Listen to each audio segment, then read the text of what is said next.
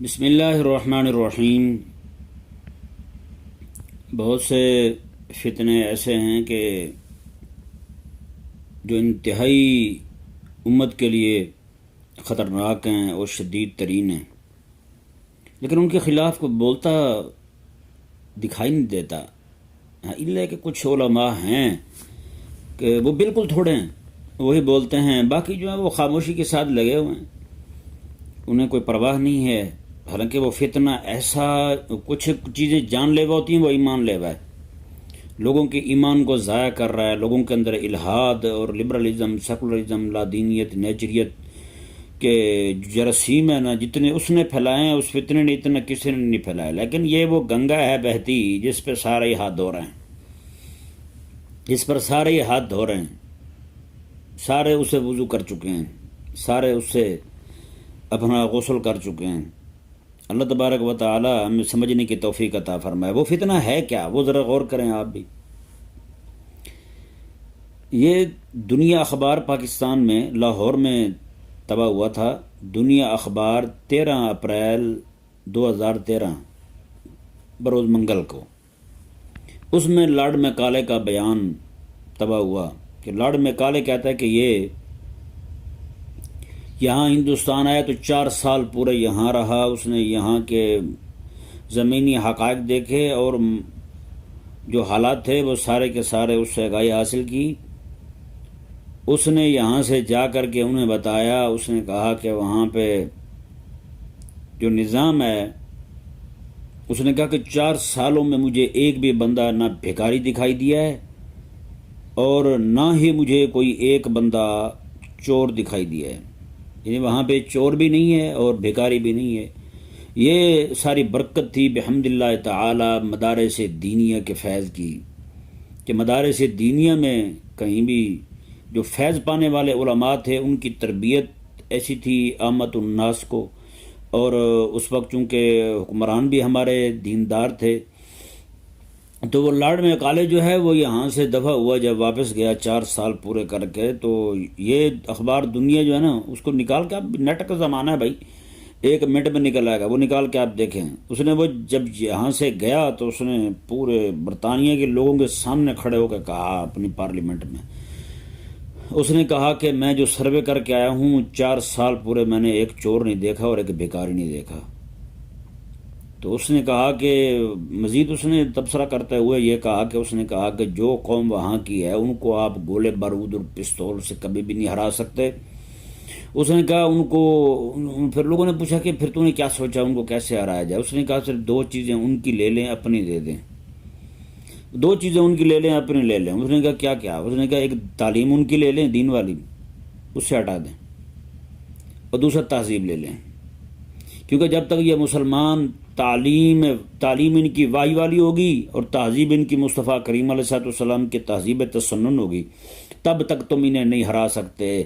جب تک کہ یہ 2 چیزیں ان کی لے لیں جو عرفہ و اعلیٰ ہیں، انہی 2 چیزوں کی وجہ سے یہ مسلمان آج اتنا مضبوط اور سٹرونگ ہے، آپ ان کو مات نہیں دے سکتے۔ یہ 2 چیزیں ان سے لے لیں تو باقی ساری آپ کی پھر فتح ہے۔ تو اس ذلیل نے پھر وہی کیا، جی لارڈ میکالے نے پھر نظام ترتیب دیا،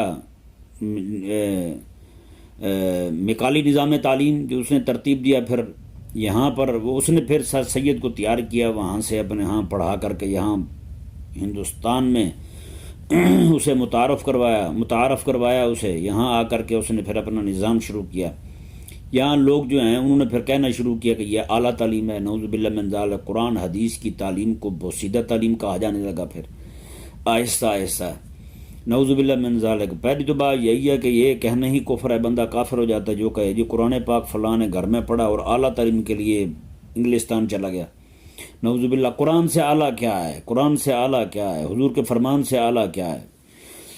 تو یہ لارڈ میکالے کا جو نظام تعلیم تھا اس نے بہت تباہی مچائی۔ اب حال یہاں تک پہنچا ہے کہ آئینہ عمرانیات جو ہے نا 11ویں کلاس کی کتاب ہے، اس میں اس نے یہ لکھا کہ اسلام جو ہے نا ایک ترقی پذیر مذہب ہے، لیکن اس کی کچھ چیزیں ایسی ہیں جو ترقی کی راہ میں رکاوٹ ہیں۔ اس نے کہا کہ پردہ ترقی کی راہ میں رکاوٹ ہے، اگر عورت مرد کے ساتھ کھڑی نہیں ہوگی تو ترقی نہیں پا سکتا مرد۔ تو ملک ترقی نہیں کر سکتا ہے. عورتوں کو بے حیا کر دیا انہوں نے، حیا باختہ ہو گئی ہیں عورتیں ہیں، بے لباس ہو گئی ہیں عورتیں. اب مزید ترقی کیا کریں گے یہ؟ نعوذ باللہ. یہ قوم سمجھتی ہے نعوذ باللہ من ذالک جس طرح انگریز ننگا ہے نا تو اس نے ترقی کی ہے، تو کہتے ہیں یہ ننگا ہونے سے ترقی ہوتی ہے، حالانکہ وہ ننگے ہونے سے ترقی نہیں ہوتی. تو دوسرا اس نے یہ کہا کہ سود جو ہے، قرآن اور اسلام جو سود سے منع کرتا ہے، حالانکہ کوئی بھی معیشت سود کے بغیر نہیں چل سکتی. نعوذ باللہ من ذالک. اس طرح کر کے اس نے 3 مسئلے، آزادی نسواں کا مسئلہ اس نے اٹھایا، پردے کا مسئلہ اس نے اٹھایا، اور تیسرا مسئلہ اس نے سود کا. اس نے تینوں کا، اس نے کہا یہ تینوں چیزیں جو ہے نا یہ ترقی کی راہ میں رکاوٹ ہیں. اب آپ ذرا خود اندازہ لگائیں کہ یہ حال یہاں تک پہنچا ہے. نعوذ باللہ من ذالک. انہوں نے اب یہ وہ فتنہ ہے، اس پر کوئی نہیں بولتا. مولوی بڑا سیاح ہے، مولوی بڑا سمجھدار ہے، اسے پوچھ لینا چھوٹا سا مسئلہ ہو تو اچھل کے 1900 مولوی باہر آ جائیں گے، یہ کود کے مولوی باہر آئیں گے. لیکن یہ مسئلہ ہو یہاں پہ نہیں بولتے. نہ یہاں پہ نہیں بولتے. اگر کوئی غریب مولوی بیچارہ پھنس جائے، کوئی بات ادھر ادھر کی کر بیٹھے، تو پھر فوراً جناب فلانا رہنما تو فلانا راہبر تو فلانا مفتی صاحب تو فلانا علامہ صاحب وہ جناب اپنے گتھلے تھیلے لے کے باہر آ رہے ہوتے ہیں. آؤ جی بولیں ذرا اس پہ. لیکن یہاں پہ انہیں پتہ ہے بھئی یہاں پہ حکومت ان بے دینوں کے سر پہ کھڑی ہے، یہاں پہ اگر بات کی تو یہ تو ہمیں ماریں گے جوتے، لہٰذا یہاں نہیں بولتے. یہ مولوی بڑے، ان کے جن بڑے سیانے ہیں، ان کے جن بڑے سیانے ہیں، وہ کہتے ہوئے یہاں نہ بولنا ہوئے مارے جاؤ گے تم. تو اس لیے خدا کے لیے باز آ جائیں. یہ سب سے بڑا فتنہ ہے. الہاد جو ہے نا آپ کے دروازوں کو چھو نہیں رہا، دروازوں کے اندر داخل ہو چکا ہے. مولویوں کے بچے بے دین ہو رہے ہیں، پیروں کے بچے ملحد ہو رہے ہیں. آپ خدا کے لیے باز آ جائیں اور ذرا غور کریں اس مسئلے پر جی. تو آپ جو ہے نا اپنے بچوں کو بچائیں، ان کا دین بچائیں، ایمان بچائیں. ہم آپ کی خیر خواہی کے لیے عرض کرتے ہیں، ورنہ ہمیں کیا ہے. اب آپ نے لڑ میکالے کا بیان سن لیا کہ یہ یعنی ثابت ہوا کہ پوری قوم کو چور بھی انہوں نے بنایا ہے اور بھیکاری بھی انہوں نے بنایا ہے. اسی نظام میں منحوس نے، اسی لعنتی نظام نے پوری قوم کو چور بنایا. اب IMF جو ہے نا، FATF جو ہے نا نئی بدماشیاں کر رہا ہے جی. وہ ذلیل جو ہے یہاں پہ بے حیائی اور فحاشی اور عریانی پہ کسی طرح کی کوئی پابندی نہیں لگاتا، لیکن جو ضروریات زندگی کی چیزیں ہیں غریبوں کی پہنچ سے دور کر دی گئی ہیں. یہ ساری لعنت جو ہے نا یہ ساری اسی نظام کی ہے، اسی نظام تعلیم کی ہے. اسی نظام کو چلانے والے، اسی کو بہانے والے، اسی کو لے کے چلنے والے، اسی کے خیر خواہ، اسی کے حامی جو ہے نا، یہ سارا انہی منحوسوں کو کیا دھرا ہے. اور یہ نعوذ باللہ کہتے ہیں کہ مولوی کی وجہ سے ترقی رکی ہوئی ہے.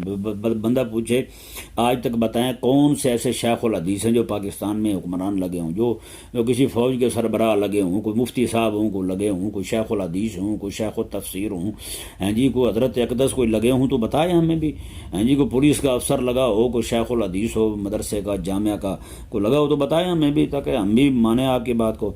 اب نعوذ باللہ من ذالک کی چور ایسے ہو گئے کہ گلاس کا پانی جو باہر کی ٹنکی لگی ہوتی ہے نا، لوگوں نے لگائی ہوتی ہے جی، گلاس بھی بندہ ہوتا ہے وہاں پہ، گلاس بھی بندہ ہوتا ہے جی. چور اتنے عام ہو گئے، اتنے چور ہو گئے نعوذ باللہ من ذالک. اب تو اتنے بے دین اور ملحد چور ہو گئے نعوذ باللہ، ایسے کراڑ یہاں جمع ہو گئے کہ نعوذ باللہ من ذالک. یہاں پاکستان کے اندر ایک جگہ میں نعوذ باللہ کسی نے قرآن پاک نیچے رکھ کر اوپر چڑھ کر، قرآن پاک کے اوپر چڑھ کر مسجد کا پنکھا کھول لیا جی. اتنا قرآن پاک کا بے ادب کس نے بنایا؟ اسی نظام تعلیم نے بنایا ہے، اسی نظام تعلیم نے بنایا. خدا کے لیے اب بھی سوچیں، اب بھی وقت ہے آپ کے پاس، اب بھی آپ ذرا غور کریں. اللہ تبارک و تعالی ہمارے لیے آسانی پیدا فرمائے.